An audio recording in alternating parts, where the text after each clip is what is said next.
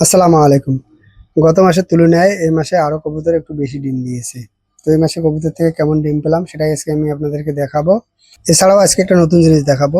অনেকের আগ্রহ ছিল এটা দেখার জন্য, অনেকে কমেন্ট করেছিল। তো কোন জিনিস দেখাবো অবশ্যই ভিডিওটা দেখলে আপনারা সেটা বুঝতে পারবেন। প্রথম থেকে শুরু করা যাক। তো এখানে ৩টি ঝুড়ি আছে আর এই ৩টি ঝুড়িতে কবুতর সিঙ্গেল বাচ্চা দিয়েছে। সিঙ্গেল হওয়ার কারণে মাশাআল্লাহ বাচ্চার কোয়ালিটি অনেক ভালো হয়েছে।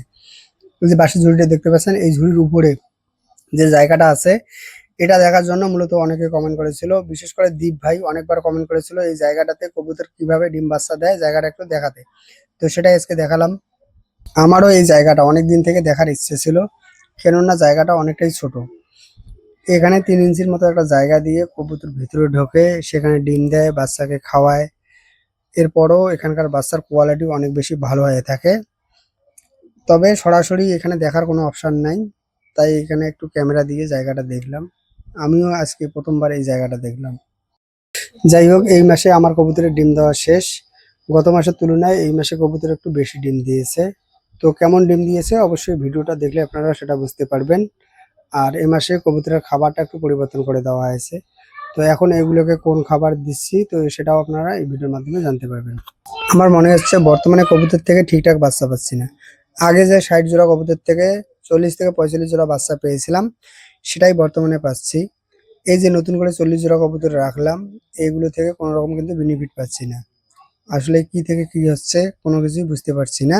কিসের থেকে কি হচ্ছে, কেন ঠিকঠাক ডিম বাচ্চা পাচ্ছি না, এটা খুঁজে সংশোধন করার চেষ্টা করতেছি।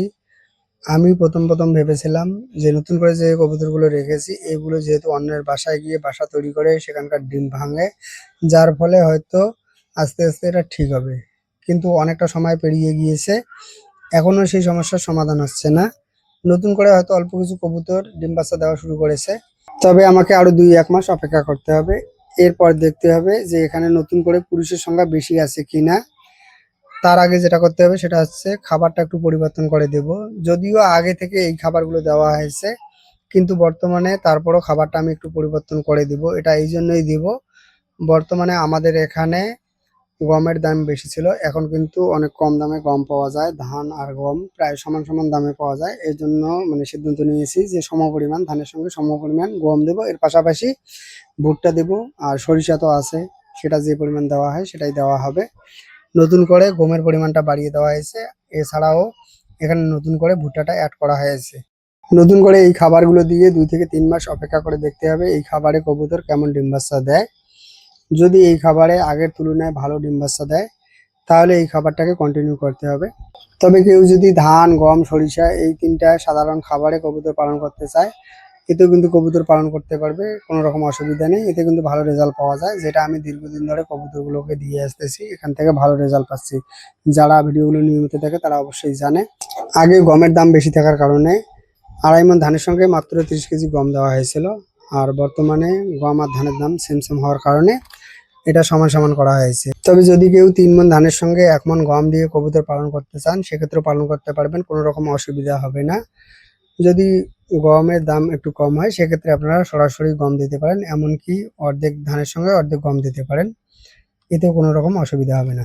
প্রথমে খাবারটা পরিবর্তন করে দেব, এরপর দেখব অন্য কোনো সমস্যা আছে কিনা।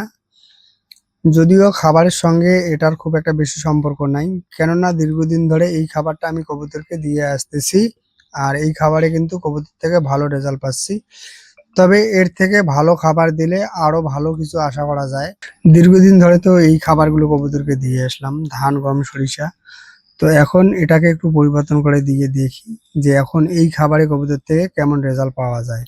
এই মাসে কবুতর থেকে কেমন ডিম পেলাম, বাচ্চা সহ বর্তমানে কত জোড়া ডিম বাচ্চা রয়েছে তো সেটা একটু বলি। মেইন ঘরে ডিম বাচ্চা রয়েছে ৪২ জোড়া, আর এই ঘরে রয়েছে ৭ জোড়া, এই হচ্ছে টোটাল ৪৯ জোড়া। তবে গত মাসে ৬ জোড়া বাদ দিয়ে আজকে এ পর্যন্ত। আসসালামু আলাইকুম।